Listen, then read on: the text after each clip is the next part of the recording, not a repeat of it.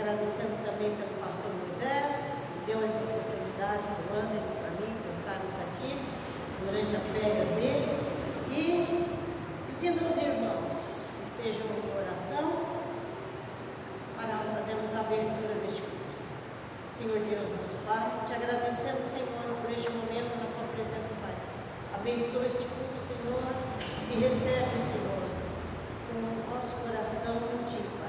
É o que te pedimos em nome do teu Filho Jesus. Vamos louvar ao Senhor com o hino 141 do nosso hino.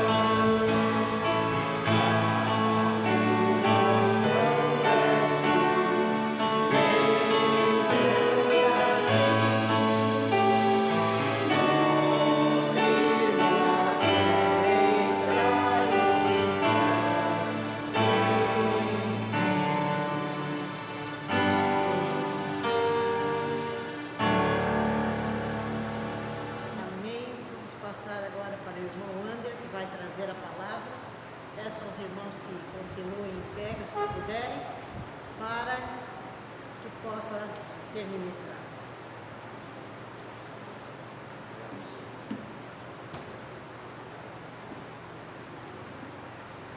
Bom dia, irmãos. Estamos aqui mais um domingo. Acabou aqui. Acabou a pilha, mas acho que vai. Ou eu não sei ligar isso aqui.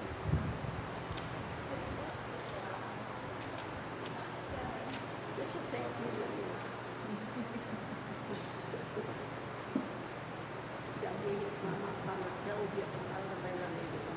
Isso é verdade. A tecnologia é boa quando funciona. Por isso que eu prefiro estar ao vivo e a cores. Mas não deve ser bem claro, né? Faz muita diferença. Você põe no último e não consegue. Então, isso.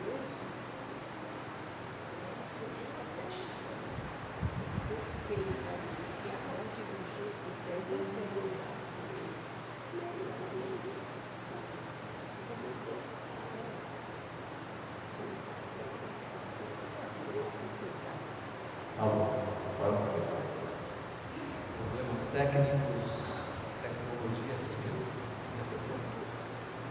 Bom, meus irmãos, bom dia. Estamos mais um domingo.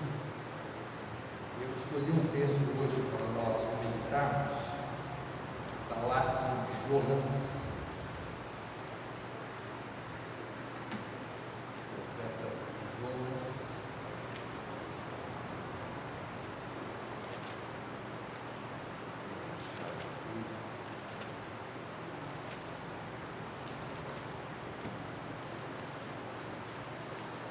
Jonas, capítulo 1, nós vamos ler alguns trechos pulados aí. Jonas, capítulo 1, de 1 a 3, primeiro.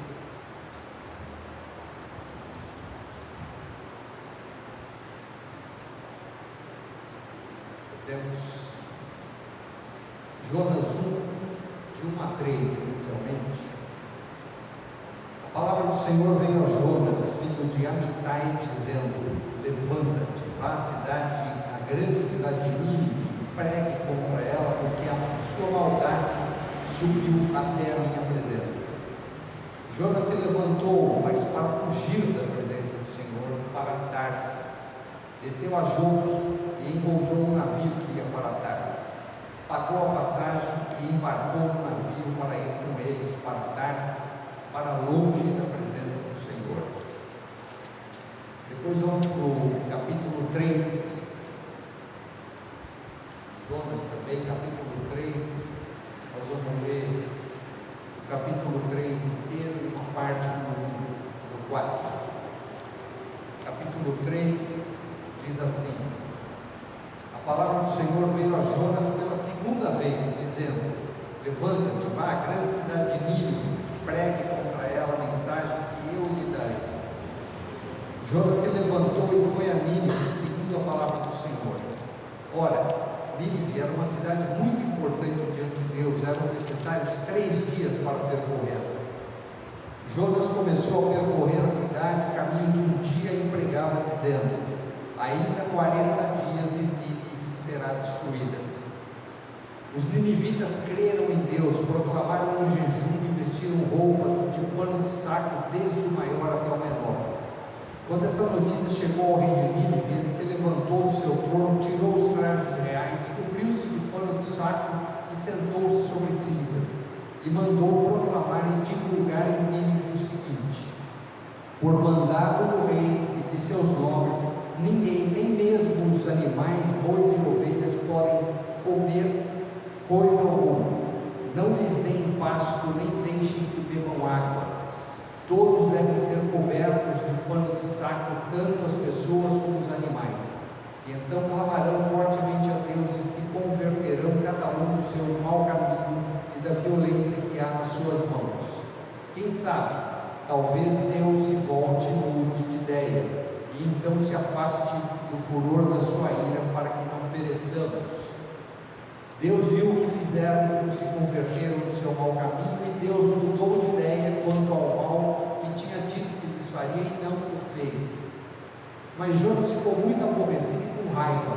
Ele olhou ao Senhor e disse: ah, Senhor, não foi isso que eu disse, estando ainda em minha terra? Por isso me adiantei fugindo para Tarsis, pois sabia que tu és Deus bondoso e compassivo, tardio em irar-se, grande em misericórdia, e que mudas de ideia quanto ao mal que anunciaste. Agora, Senhor, peço que me tires a vida, porque para mim é melhor morrer do que viver. Amém. Vamos orar, irmãos. Bondoso Deus e Pai, estamos aqui diante da Tua palavra e pedimos, Senhor, a Tua orientação, Tu abra o nosso coração e nos explique aquilo que é a Tua vontade, aquilo que é os Teus desígnios para nós. Ajuda-nos a compreender a Tua palavra. É o que nós te pedimos e agradecemos em nome de Jesus. Amém. Irmãos, podem sentar.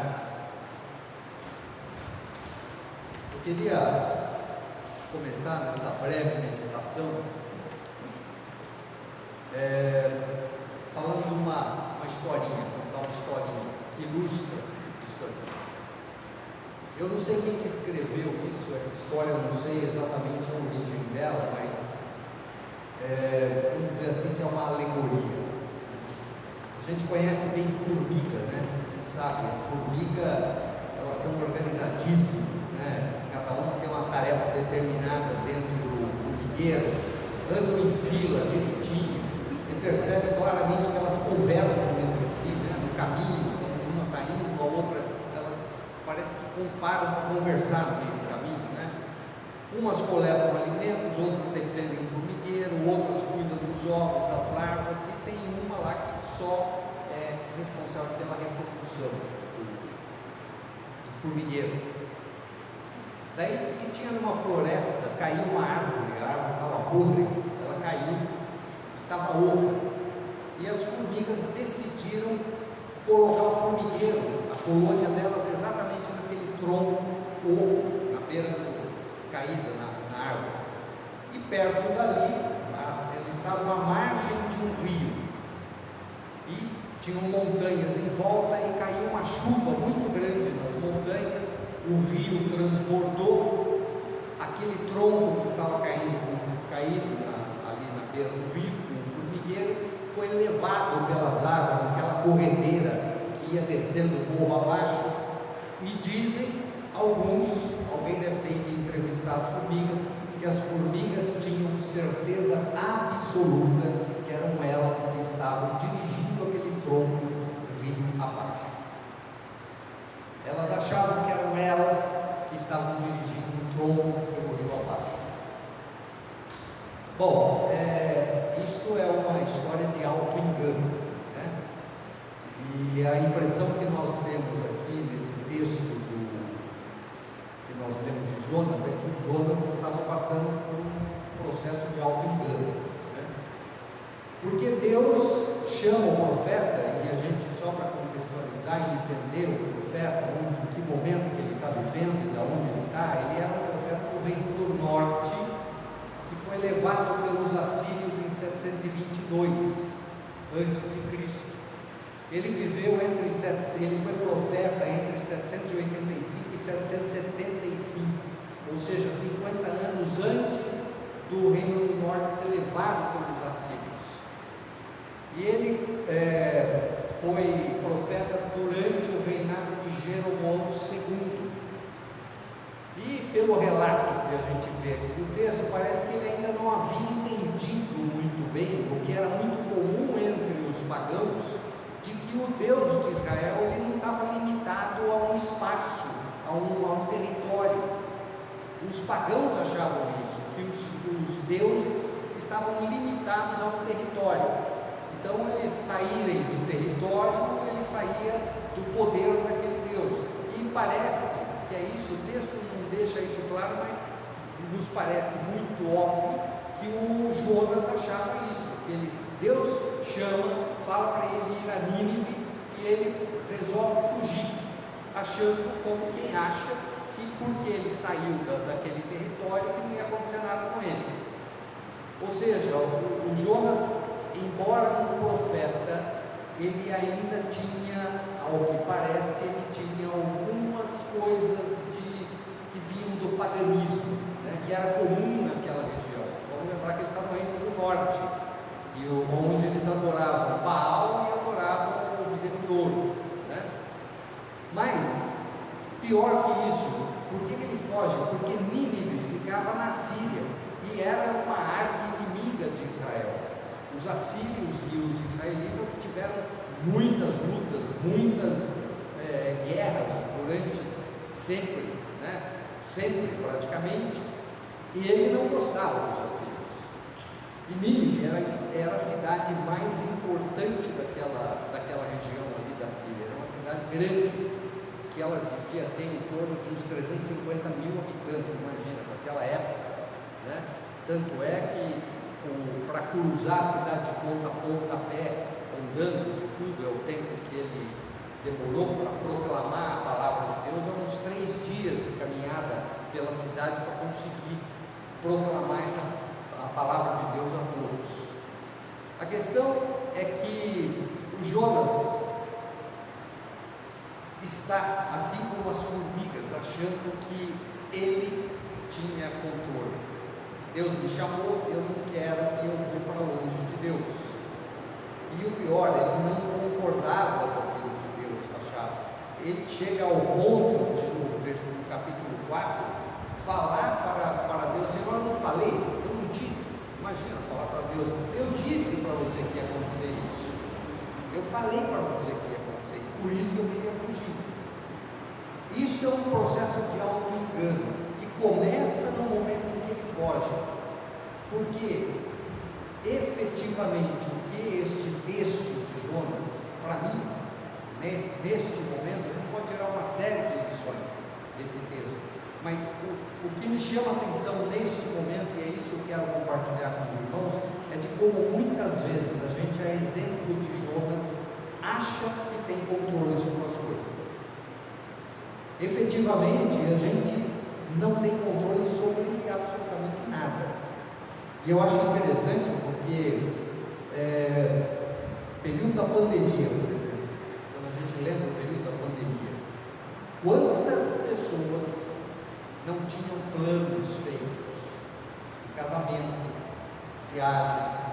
de fazer um curso, de fazer uma pós-graduação, de casar, de viajar, visitar amigos que moram distantes. De repente, todos os planos de todo mundo, sejam pessoas, sejam instituições, sejam governos, seja lá o que for, foi tudo por água abaixo. Eu conheço pessoas que tinham um casamento marcado, que já tinham feito pagamento, inclusive, de salão de festa, não sei o quê, e tiveram que adiar tudo isso. Ou seja, nós não temos controle sobre as mínimas coisas da nossa vida. E um exemplo que é claríssimo para isso, Deus deixou isso registrado para nós, é de que nós somos pó e do pó voltaremos. Portanto, nós não sabemos o que vai acontecer amanhã.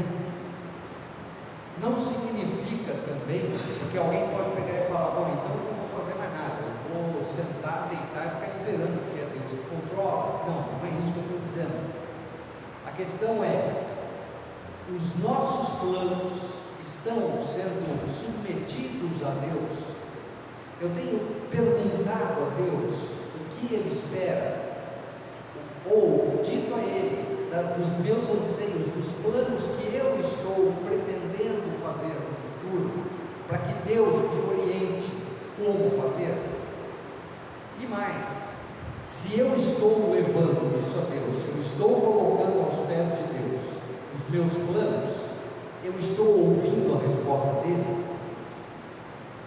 Porque Jonas, ele nem sequer perguntou nada para Deus. Deus deu uma ordem direta para ele. Deus chegou para Jonas e falou, Jonas, vá até mim. Foi Deus que deu a ordem. Jonas não questiona nada, ele simplesmente levanta, pega as coisas dele e se afasta, vai embora. Será que muitas vezes na nossa vida Deus não nos diz coisas que a gente faz, tal como Jonas, vira as costas e fala, não, Senhor, não é isso que eu quero, não é isso que eu estou querendo. A gente discute com Deus. Muitas vezes a gente percebe, principalmente neste mundo em que nós estamos vivendo, que Deus dá sinais. Nós estamos vendo no nosso dia a dia os sinais do mundo. Deus está falando, gente, por aí vai dar ruim, estou avisando, mas não, nós insistimos enquanto sociedade, e não estou falando necessariamente nem só como indivíduo, mas como sociedade. O mundo em que nós estamos vivendo está no processo de rebelião clara a Deus, e é o que estava acontecendo com Jonas. Eu não li o texto todo de Jonas, primeiro, porque é muito longo e todos conhecem, mas a gente viu o que aconteceu. A soberania de Deus, ela ultrapassa as nossas vontades, porque o Jonas estava desafiando Deus. Deus o que faz? Faz um milagre, que muitos não acreditam. Tem muitos que acham que Jonas, não só o livro de Jonas, mas especificamente Jonas seria uma alegoria. Tem muitos que acreditam nisso, e o pior é que alguns são cristãos, falam. Como diz alguns, o Weber fala isso também, se a Bíblia dissesse que o Jonas tinha engolido uma baleia, eu acreditaria, porque está na Bíblia, né? Ela falou que foi a baleia que engoliu o Jonas, até aí tudo bem, é fácil de imaginar porque a baleia é grande, mas mesmo assim as pessoas não acreditam, né? O que aconteceu? O Deus, como Ele é soberano, Ele atuou em cima de Jonas, atuou através da natureza, da criação dele, para falar, Jonas, não, você não vai fazer o que você quer, você vai fazer o que eu quero. E o Jonas passa 3 dias e 3 noites na barriga de uma baleia, que a gente não sabe se é baleia, fala de um grande peixe, né? A baleia nem peixe é, mas ele passou 3 dias e 3 noites na barriga de um peixe, diz o texto. E isto foi tão importante a ponto de Jesus, depois lá, na época de Jesus, ele se referia a Jonas. Está lá em Lucas 12, 18 a 10. Não, é este o texto. Está em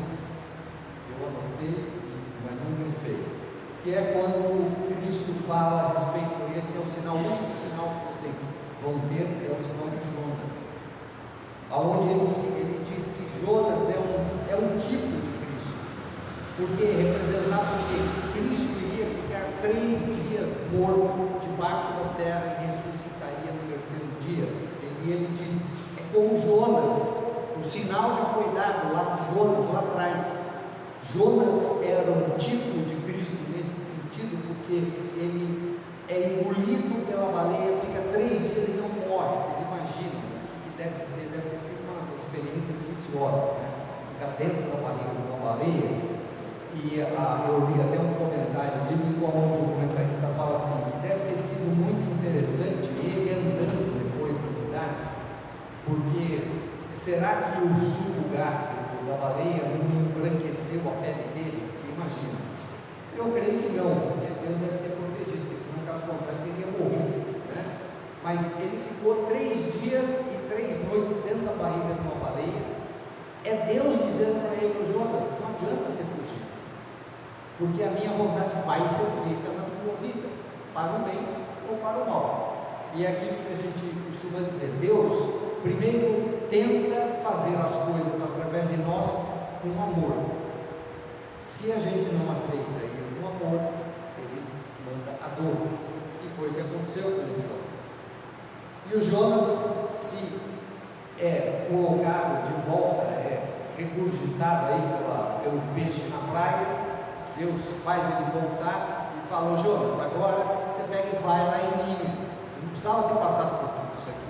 Se tivesse me ouvido logo na primeira, você já estava lá, já tinha dito. Agora você vai lá. O Jonas vai para Nínive a contragosto, e a gente percebe que está a contragosto, e ele chega lá na cidade de Nínive, e eu acho interessante porque o texto diz que Jonas capítulo 3, versículo 4, fala que Jonas começou a percorrer a cidade a caminho de um dia e pregava dizendo: ainda 40 dias e Nínive será destruída. Ele estava com um ânimo para dar a mensagem do Senhor, assim como o Amã estava para proclamar que o Mardoqueu era o honrado do Senhor. Você lembra da história de Esther? Que o Amã, que era aquele que queria matar os judeus todos, ele se achava o bom da história. E daí o rei Assuero descobre que o Mardoqueu tinha avisado ele de que tinha uma conspiração contra o rei. Ele, quando ele lê aquilo, ele não dorme à noite, fica lendo os textos reais lá. Ele fala: o que fizemos para esse cara aqui? Me honrou, me avisou dessa trama. Não fizemos nada. Não, então amanhã nós vamos fazer. E ele chama o Mardoqueu, o Amã, que queria matar os judeus, o Amã, e fala para ele: você vai caminhar com ele pela cidade, falando assim: olha, é assim que o rei honra aquele seu servo, não sei o quê. O Mardoqueu fez aquilo assim, um ódio, porque ele queria matar aquele cara, e ele estava sendo obrigado pelo rei a caminhar na cidade falando: olha, este daqui é o honrado de Deus. É o caso do Jonas. Jonas, ele falou, ele chegou na cidade de Nínive e falou assim: olha, Deus é maravilhoso, Deus, ele pregou na cidade de Nínive. Não, eu imagino ele falando, andando pela cidade num tom assim, monocórdio, né? Aquele, sem nenhuma entonação da voz lá, ainda 40 dias e Nínive será destruída. Isso é pregação. Isso é pregação. Como diz um pastor, fala assim, foi assistir uma pregação de um outro pastor, que era muito famoso, e quando voltou, falou: e aí, o que você achou? Ele falou: olha, essa pregação não tinha evangelho nem para salvar uma puta. É a proclamação aqui do Jonas. Ele chega em Nínive e ele não proclama a palavra de Deus, ele não prega, ele sai falando: ainda 40 dias e Nínive será destruída. Se fosse por ele, se fosse pela obra de Jonas, não teria acontecido nada naquela cidade. Mas mais uma vez é a mão de Deus que atua. É a mão de Deus, é o Espírito Santo de Deus, é o Espírito de Deus, neste caso, que atua sobre aquele povo, independente da palavra de Jonas. Ou seja, não é algo, não vamos ter um auto-engano de que somos nós que fazemos as coisas, que é Deus que faz através de nós. E um exemplo disso é esta palavra de Jonas, porque o que ele disse para aquele povo não teria condição de salvar nenhuma boca, como disse essa história, mas Deus age na vida daquelas pessoas e na palavra, e ataca e consegue tocar no coração daquele povo, que diz no texto que se arrependeu, colocou o pano de saco e clamou a Deus, falando: Senhor, se for da tua vontade, ele diz, se converteu do seu mau caminho, é Deus dizendo, né? Deus viu o que fizeram, eles se converteram do seu mau caminho, e Deus mudou de ideia quanto ao mal que tinha dito que faria, e não fez esse mal para aquele povo. Então, meus irmãos, o que eu queria tirar disso como mensagem para nós hoje é de que não somos nós que fazemos, não está na nossa mão, o que não significa que nós devamos simplesmente cruzar os braços e ficar encostados no sofá esperando Deus resolver as coisas, mas quem resolve é Ele, e Ele nos insta, nos chama para compartilharmos com Ele as nossas angústias, os nossos medos, nossos desejos, né, as nossas aflições, para que Ele coloque em nós a capacidade de resolver aqueles problemas do dia a dia. Não adianta fugir. Jonas fugiu e a gente viu o que deu. Não adianta a gente falar com boca mole, como Jonas falou para Nínive, uma palavra singela, porque Deus queria converter, Deus queria salvar aquele povo, embora fosse pagão. E aqui é um outro detalhe que é interessante: a salvação de Deus não era só para os judeus, porque Ele está preocupado com o povo de Nínive, que era um povo pagão. Ele anuncia aqui também que a salvação era para todos, para toda raça, toda nação. E essa é a mensagem que nós temos aqui de Jonas: não vamos fugir de Deus, porque a vontade de Deus se cumprirá na nossa vida, quer queiramos, quer não, no amor ou na dor. Amém, irmãos?